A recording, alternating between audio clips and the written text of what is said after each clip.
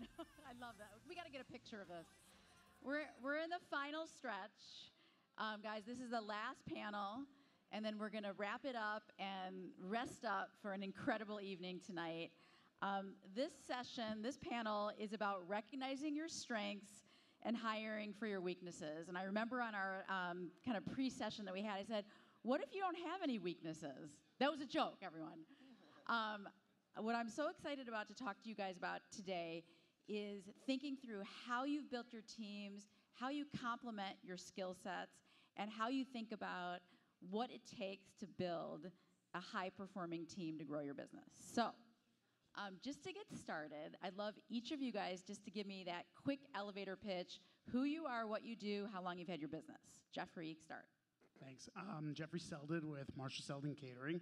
We are a luxury boutique catering company based in Stamford, Connecticut, and also New York City.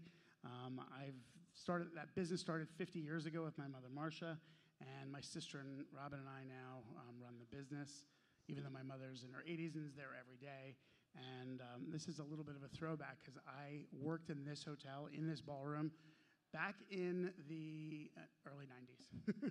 So it's kind of like sentimental for me that I still see some of the captains and waiters here that I knew from back in the 90s. Yeah, so anyway, that's my world. Yeah. I'm Liron David. I'm the founder and CEO of Eventique. We're an international event production and creative agency focusing on corporate, nonprofit, and a lot of government work.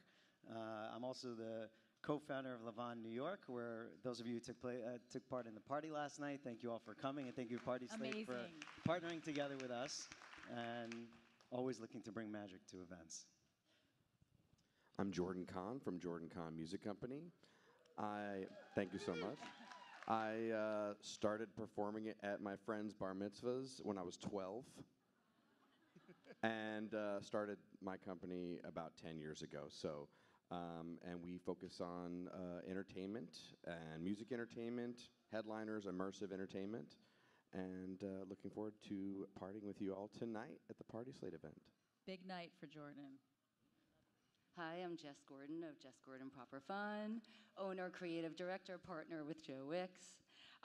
Been in business 35 years this coming next October. 35 years, wow. We are a creative agency, a design agency focused on design, tech management, interiors, events. We like to set trends, not follow them. We're trying to do that and learning a lot about technology and staying in the future and now and hoping to catapult up to Mars pretty soon, actually. That's our next location. You're going to get there. You're going to get there. So my first question to you is, many of you have co-founders or partners, senior partners, where your skills complement your partner. And I guess I'd like each of you to talk about, what do you love to do? What do you not love to do, even hate to do? And you've hired senior people to surround you and to kind of complement your skills. So Jeffrey, let's start with you. Well, as Josh said, I think we're all salespeople, and ultimately that's what I love to do the most is be the sale, be that person. We have this thing in our office. We all ring a bell whenever we get a piece of business. We all have a different one. I have a cowbell. It's just what we have. But our business is really run by three of us. We're three family members, which can be tricky to have your mother and your sister in business with you. And what I love to do is we figured out how to silo our business in the sense that we all do totally different things.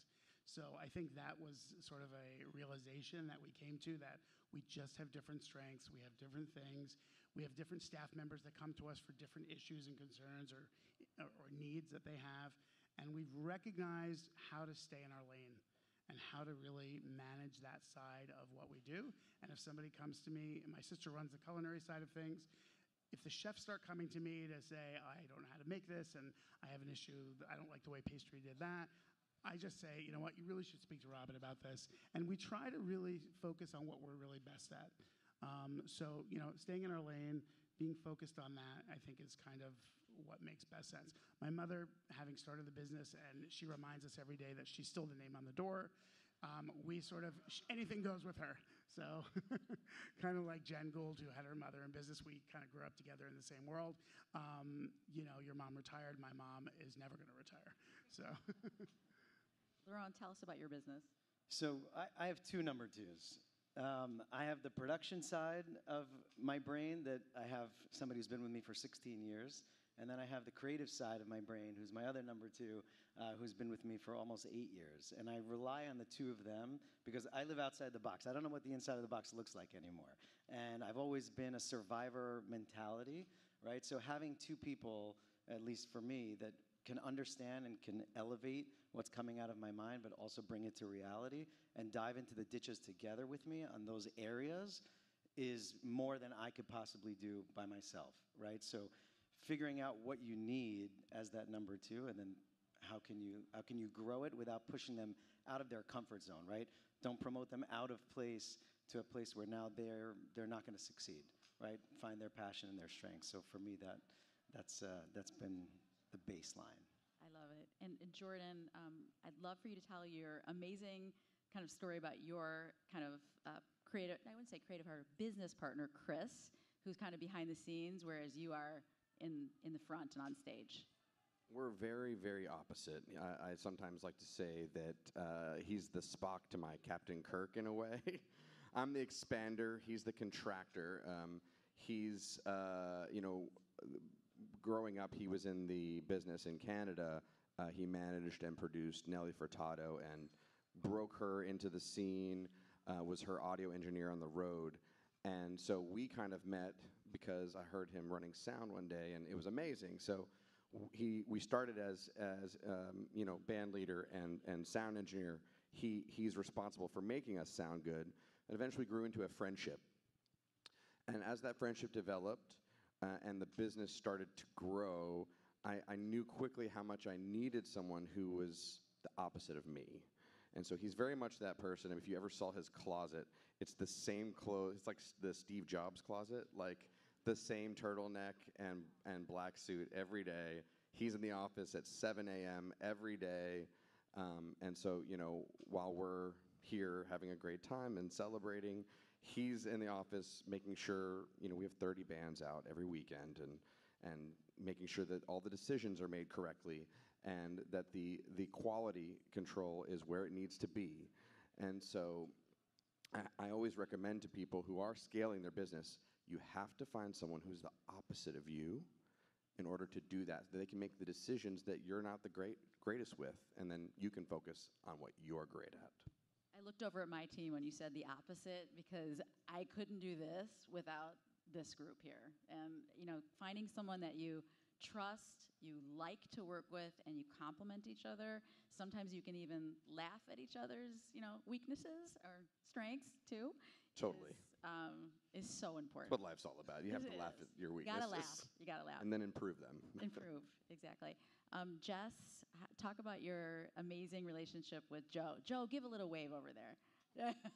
Joey. No. So Joe was actually my employee many, many years ago. I loved Joe from the minute he walked into my world. He came from a very extensive catering operations background. Oh my God, hi David, I love you. And for me, I was always this wild creative, but I never understood flow. I would make something beautiful, and Joe would be like, well, they actually have to sit at the table and eat at it, so you can't cover it with, and actually you have to put plates down and things like that. So, and the wait staff actually has to be able to make a path to the tables and the band and all this kind of stuff. So we always kept in touch, and losing Joe because he moved different places with his husband and was traveling, losing Joe was a very big divot in my career. I realize that now. In hindsight, nobody ever replaced Joe. And listen, we have our differences because Joe loves Excel, where I love, smoking a joint on the street and trying to figure it out. So, and Joe can party too. But, the thing is that the point that I want to make is the differences in the likenesses don't matter because it's the moral code that really matters. So at the end of the day, no matter what you do in your company, you have to learn it all. I do have to sit and look at the Excel spreadsheet. I pretend like I am, and he doesn't know that I'm not. But I do. I'm like, oh, that's very interesting. And knows And now. then, so he's like showing me this shit. I'm like, ugh. But I sit and I learned how to sit down and concentrate a little bit. But the moral code is what we all need to have in common, because that's where you meet on a common path. Because I'll be rushing and doing something and we're in the weeds, and all of a sudden I'll look across the table and Joe is there and he's trying to do that stuff. Or if he's in the weeds and he's doing, I'm actually attempting to do it. So it really is, it's not about how many people you have on your team. Do you share the same core? That's really what it's about. I love that.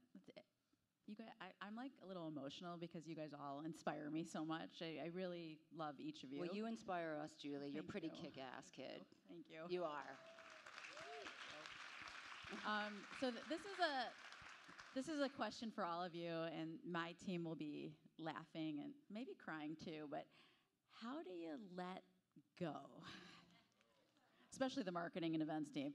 So, when you love your business, it's your baby, but you can't touch everything, and you've got to elevate. And again, this is my self-talk, and I'm lucky to have amazing executive team and also an executive coach that continues to reinforce this. How do you let go of the details so you can focus on the most important things to getting your business where you want to go? Jeffrey. So COVID for us, actually, and I hate to talk about COVID, but I'll tell you that it changed our whole business for the good.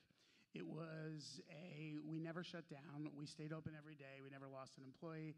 And we were in a lucky situation where we chased every $100 order for chicken and soup at home during COVID.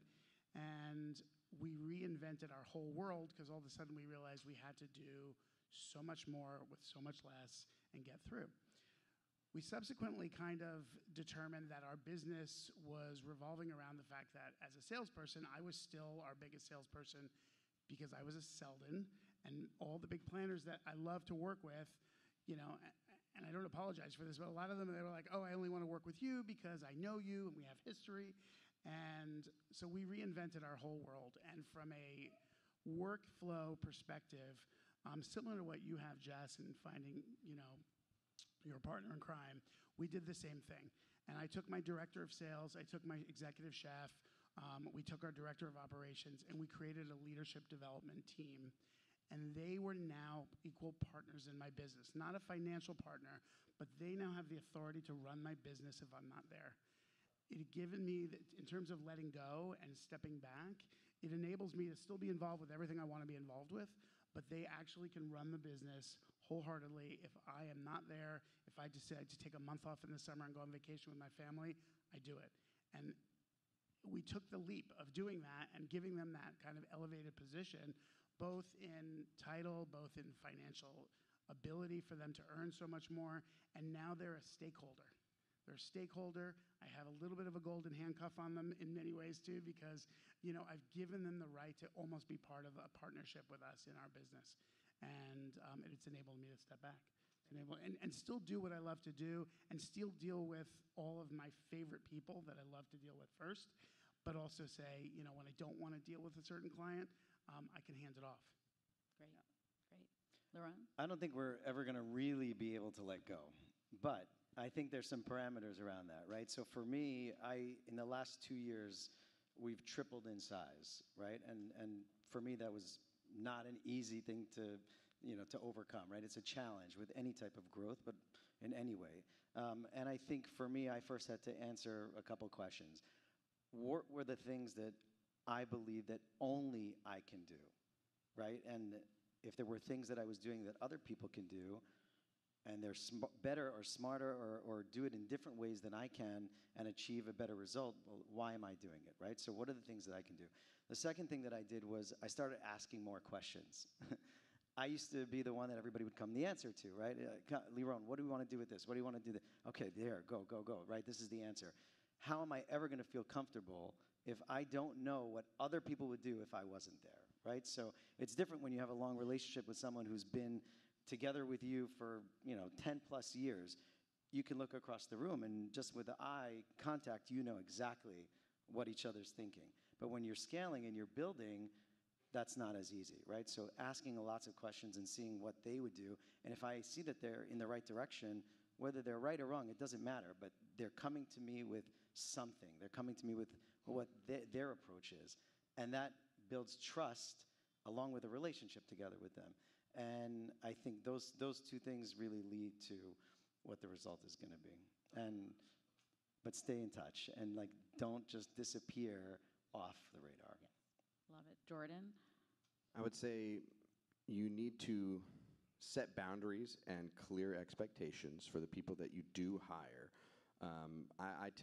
We typically, me and Chris, will separate people who are revenue generating in the company versus non-revenue generating, so the sales team can focus on our clients, getting them what they need same day, and then our production team, when we're delivering what the sales team has sold, is focused on that and not worried about having to focus on generating revenue. So setting clear boundaries and standards for your workers, and part of that too is hiring slow and firing quickly.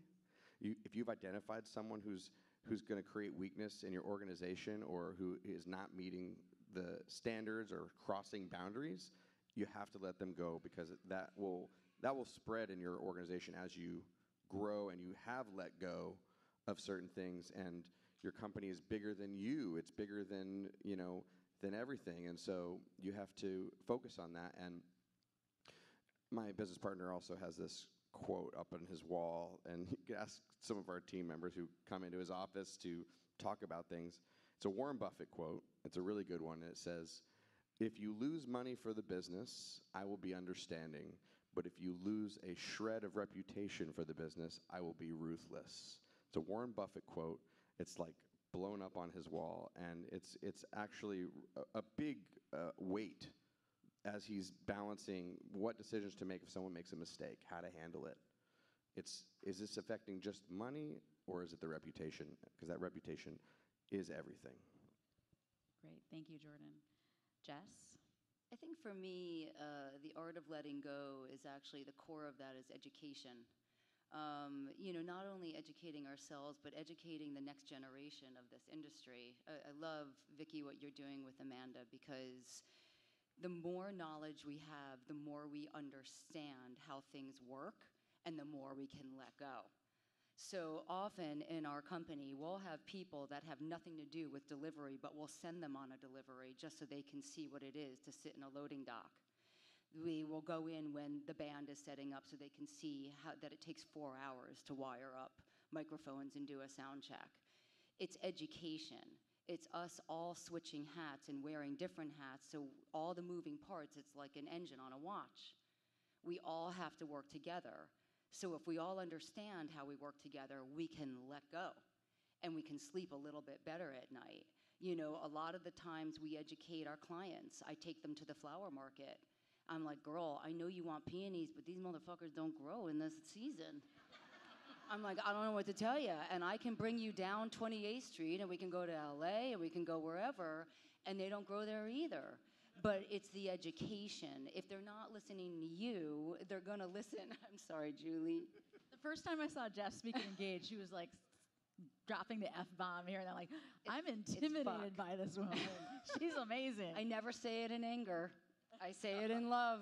And when you're welcome to New York, motherfuckers, that's all I'm going to say, right? You're in New York now, because we heard this on the subway. I was 2 years old. I was like, "Mommy, what's fuck?" And she was like, "It's what you're going to say every day. But don't say it mean." But yeah, educating ourselves and respecting what each person does in your company. Even the guy that takes out the garbage. Let me tell you something. During COVID, to your point, I used to thank the garbage men. I was like, "Thank you very much for getting up every day and taking out our garbage with passion, with conviction." Everybody that gets up every day and goes to work is a fucking hero. I don't care what anybody says or what they do. Great, right? Thank you. Yeah. A lot of people that are growing their business often ask me about, do you do the contractor, consultant, or the full-time hire? and the pros and cons and what combination. And I know all of your businesses have a combination of all those things. So what do you consider as must-hire internal, and how do you think about kind of staffing up and down with contractors to really keep the quality going and continue to build your reputation? Why don't we start? Who wants to start? Liron, why don't you start? Yeah. So I think it's a big change from thinking about if you're building a business. I mean, when I started, it was just me, and then we had one and two, but we were all generalists, right? So everybody knows how to do everything, right? We all were standing on stage. We all came from performance or entertainment backgrounds. We also, worked behind the curtain. We understood how to make it happen. But I think that going from a generalist to a specialist and realizing, like, when do you need to transition from having that specialist now in-house versus when is it more reliable to collaborate with another agency, another partner, a vendor. And I think that was a big change for us because we were all generalists. It was 6, 7 of us. And I restructured the company 2 years ago, and we created departments, right? So sales, project management, creative, and production. So now we were able to really capitalize. It didn't mean we needed to have 40 people in a production team. You could have the right 2 or the right 1, but now that person is focused specifically in an area to ensure that communications stay consistent and that every team can rely on each other. Because what ended up happening originally was these generalists became teams and pods. And then those pods only knew how to work within that pod. And you'd have an A team, and then you'd have a B team, right? Who are you going to put on this job? So I think the departments created more collaboration versus these siloed pods within the company. Even though we're a small company, those pods in the social circle still exist. So breaking that mold and making everybody collaborative because they have to be really broke us out. And Jeffrey, how about you? And especially in catering, where you could have 20 events in one weekend. I mean, how do you scale? It's definitely tricky for us. We are so forward-facing from every single person dealing with the client directly. So it's my wait staff, my bartenders, my captains, my chefs. Everyone has a face to the client. Being part of our brand, you have to kind of want it. You have to really want the passion of it. You have to really want to serve people humbly. And understand that we are, even though we're a luxury product at the end of the day, we're service-oriented, down to the wire. And even at an event, like sometimes I'll see like, I'm gonna throw bands under the bus here, but like the bands will come up and be like, hey, can I get a glass of champagne at the bar? And I'm like, we're all working. None of us are guests here. We're all working. We're all working for the client. We're all here together. And I think when we look to hire, we have an agency that we work with separate from. We've got a full team. I've got about 50 full-time people that work in our office between the culinary and the office team. And then we have about 100 that are our part-time employees that are ours. And then I have an agency that I work with that is a modeling agency. So when Dior comes to me and Cartier comes to me and I have to have that supermodel working, and they have to be without their shirt on, and they have to be comfortable with whatever it is. I got to have that person also. And even those people have to come to our trainings, and they have to learn from what we do, and they have to learn service the way we want it to be, and they have to present a certain way. So I do have to sort of have all of those options available, but I really try to keep it tight to our team, and really train for what we offer. So you can have the consistency of service. Yeah, exactly. Yeah. Jordan, how about you? Yeah, so we've got a rule in our office. When someone contacts anybody in the office, if it's before 4 p.m., then they get a response same day. After 4 p.m., because they go home at 5,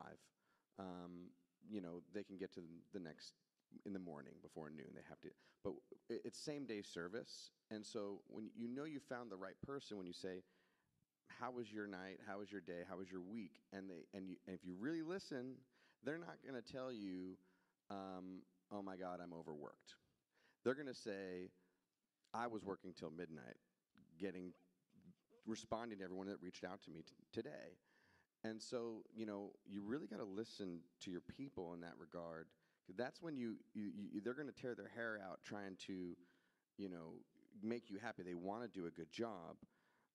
But when you see that happening, that you have to expand, and you have to do it quickly so you can support the people that you have, because obviously you've grown past what you've asked them to do. you have to bring in more people to do it, and you got to do it quickly so that otherwise you will start to lose your momentum, your revenue generation. So just, I would say, listen to what your workers say when they're telling you that they're overworked without telling you that they're overworked. I like that. And Jess, how do you balance kind of the full-time with contractors and partners? Joe, I'm overworked. I'm fired. You know, I got to be honest. I'm a little bit in a yo-yo phase. I have a little PTSD from COVID. I'm not going to lie. We had a really, really large team. We've expanded to another coast, and honestly, Joe and I do a lot, and we have an incredible talent bank that we pull from because everything is custom, just like what Jen was saying. No event is alike. We know that we need to have the grown-up stuff in place. We need great accountants, great lawyers, great insurance. We need consigliaries. We need things like that. In terms of staffing up, we're real shy about it. I'm not going to lie. I was never a mother, so it's really hard to have kids, which are our employees sometimes. I am a female, and I noticed that in the past, a lot of our employees, I became very maternal too, and I've learned a lot of lessons about that. You know, for us, I think if we just feel a massive, massive loss, or if we can't perform, to your point, Jordan, then we would staff up. But I think for right now, it would always be contractual. And it would probably be for 3 months or 6 months, or we would choose somebody to work on a project and then a different person to work on a different project. We do so many different kinds of work. So that one person, if I hired a second creative director, they have to wear as many hats as I do, and I would feel very sorry for that person because I love delicious creative exhaustion. It is why I got into this business. I want to exhaust myself from this. It's a privilege. It's a privilege. Love that. Creative exhaustion. I like that. Eddie likes that too. Eddie likes it. So Eddie. I have a couple more questions, and then I'm going to open it up because we have 13 more minutes. So I would love to hear, I didn't put this on earlier, but I think it's always good to be, as Josh mentioned, vulnerable. Share something about kind of as you've scaled your business, you know, what keeps you up at night? What are the things that, you know, really only you can solve or you need to focus on? What are those things that really kind of keep you up at night, and how do you kind of self-calm yourself? Do you want to answer, Jordan? Well, it's when you need to grow and when you're trying to grow that with the right people. Am I making this right decision? Is this the right person? When you hire someone, I'm always hiring for the long term. And so I'm trying to see a couple years out and work backwards in from that. And of course, you know, with 30 performances a week and 1,000 musicians and creative performers, there's a lot to think about there too. So sometimes, you know, we have really big event going on and I can't be there. Of course, I lose some sleep, but you know, I'm on the phone like, hey, how's everything going? What can I help? You know, but you know, I live for that feedback email. That's like, hey, everything was great. You know, that really brings a lot of joy into the situation and into the business. And when we receive that, we try to send it out to everyone who was involved at that event, so to help them sleep better at night too. It's a lot. I would say for us, it is, what is that tipping point to hire the next person and know that the value's there? You know, and how to understand, if that person costs X amount, do I have to make that much plus that much more to pay for that person? That's the kind of thing I'm always, when I started working with my family's business, which was 13 years ago, my mother and my sister had been running the business for 35 years. And coming from a hotel background, I asked immediately to look at the P&L. And they said to me, we don't have a P&L. And I said, what are you talking about? I said, of course you do. That kills Tolly over here, our CFO. No. We're doing great. I said, really, how do you know we're doing great? We said, well, we have money in the bank, and we paid for your college, and we paid for your this, and we paid for that. I said, great, well, that doesn't work for me. I came from a background, and I had to look at a P&L every single day. So for me, I'm always thinking, like, how do we make sure we can pay and sustain all the lives of the people that we employ comfortably every single day? So that's what keeps me up at night, is making sure that I can hold on to everyone and that no one's going to feel like, if we have a lesser year this year, am I going to have to lose somebody? I don't want to lose anybody. Yes. So like that's, as an owner, that's my biggest, Absolutely. my biggest thing. Liron? Getting into territory that I have not studied and that I don't know about. I mean, there's a lot of aspects about business that I love, especially in this industry. I started as a nightclub DJ, right? So I continued in the ditches. I love being, a part of making what everyone else has as an experience, something that they'll never forget, right? It's a moment. But in operating a business and in running a business, you can't always be in the ditches. You can't always be in the field. And that is a piece of the pie that, like, I have to do the things that now I'm asked to do, instead of going to do sometimes what I love to do, which is rather be out in the field, right? Not sleeping for 72 hours straight and getting that creative exhaustion, but that's what I live for. So learning how to do things that I never had to do before and make sure that it's sustainable. Yeah. And that's the biggest piece of it. I'm building a strong foundation, values, mission. We plan great events, but really, like, as you grow a team, thinking about what does everybody believe your brand is. And these are things that I never had to think about in the past, and now we're here, so. Love it. That's great. Jess? I think aside from menopause, which is really tough at night, I gotta say, to your point, Liron, I mean, it's really how I'm perceived sometimes, I think, is really misjudged. Getting pigeonholed into categories, the type of designer that I could be, even though I could absolutely do anything from the crack house to the castle. I think with social media, you do get pigeonholed because I have an extroverted personality, even though I'm such an introvert, and I'm definitely an extroverted introvert. I think the misperception after COVID was a little hard for me for the first time in a 35-year career. There were rumors going around that I was not in business anymore. That it was hard to catch back up and be like, hey, everybody, I didn't feel I needed to explain to the industry who I was and what I did. It was very humbling, and I think re-educating myself and just kind of flying in my own lane. We're expanding, not in terms of staff, but in terms of the footprint that we want to cover in this world.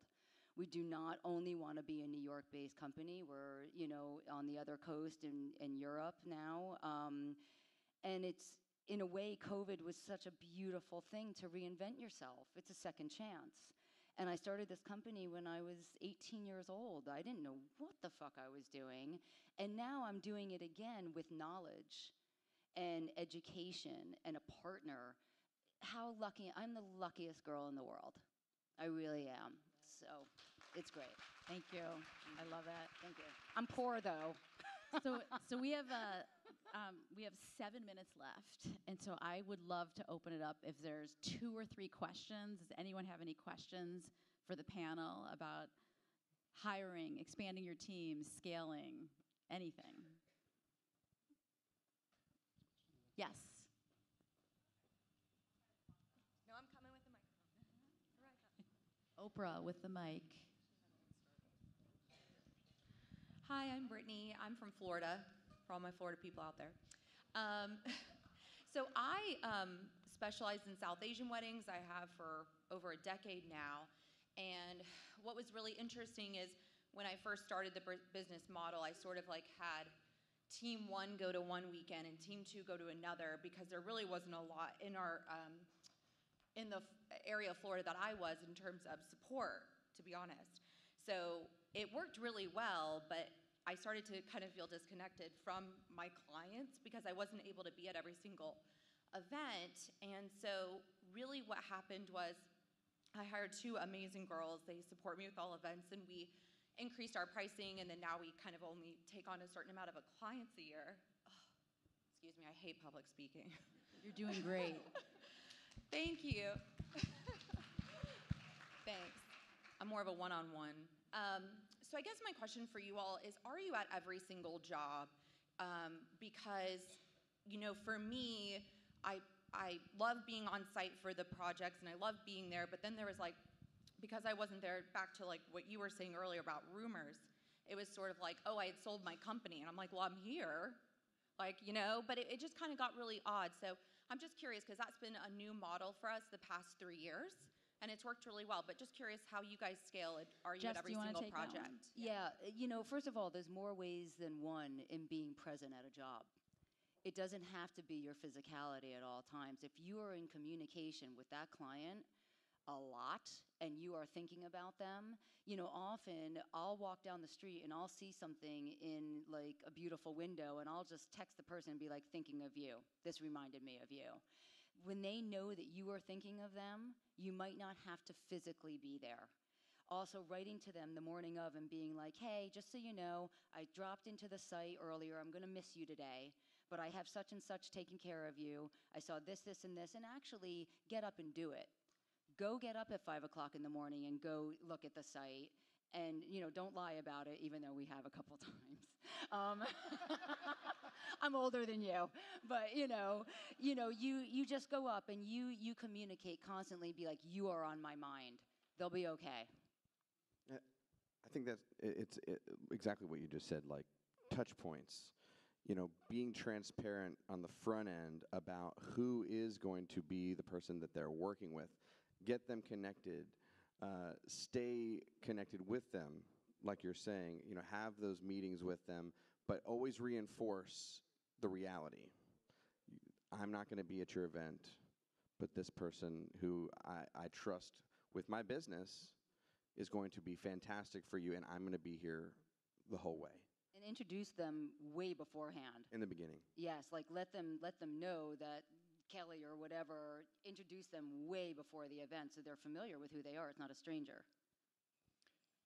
It's your business, right? So you're gonna want to know enough about what's happening with the event, and I would just like focus or pick one piece of it that inspires you about it, and then share it.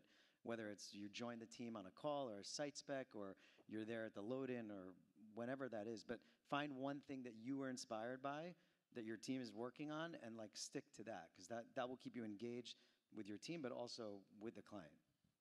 And one more thing, sorry. Solicit feedback after the event. If you're not there, it's the only way that you're going to hear about if anything didn't go well, so you can improve it for the future. That's, you know, once the event's happened, you know, if something has happened that needs to be improved, you need to know. And that's the best way, is to solicit that feedback. And to everyone's point here, from the beginning in our company, what we've done is we bring on a team from the minute they book with us. So my first introduction to you as a client copies my catering manager, it copies my service director, it copies multiple people on it, so that the client has the wherewithal to get in touch with any of us at any given time. We should all be familiar with the event. So if I get an email right now as I'm sitting in this chair, my colleagues are answering it equally on my behalf, as they are familiar with it. And I think setting that stage from the beginning of the comfortable element of having multiple people work together gives a little bit more ease to the events. Now, I love to go to as many events as I can go to, but it's just impossible to be at every single one. Of course, I pick and choose some of my favorite people. I love to be at their parties. So, but yeah, it's not easy. And I don't think you have to be at every single event. You just have to set yourself up correctly with the client. Nothing worse than on that Friday afternoon for the Saturday wedding, and the client's like, so what time are you going to be there tomorrow? And I'm like, yeah, well, I didn't really tell you that I'm not going to be. So you have to really set that from the beginning. I made that mistake way too many times, you know, where I was just kind of like, let's just see how this goes. And it doesn't go well. Yeah. I love that. We have time for one more question. Yes. Hi, my name is Margaret, and I'm a wedding planner. My business is Margaret Rose Events. Thank you all so much for being here, and thank you, Julie, for this amazing event. I've been a solopreneur, which for what feels like an eternity, but it's probably really 5 or 6 years. And I feel like what I've been struggling with and realizing is that the most difficult part of running your own business is this jumping point from doing everything on your own to I have a team now. And I feel like I'm really close to that, but it's terrifying. And so I'm just curious, you know, from your own experiences and journeys, like, when did you know you were ready, and what advice do you have for the other solopreneurs in the building? I think that, first of all, it's one step at a time. Yeah. You're not bringing in a team. You could bring in one person. You could bring in an intern to start, to practice on. That's actually, I think, the best thing to do, because that gives you a little bit of like rehearsal almost. I think you need to bring somebody in when you're up at night and you're wondering if you're failing your client. It's not about, listen, some of us don't mind having our phone at dinner. Some of us are single and eat with our dogs every night. And my dog does not give a shit if I have my phone.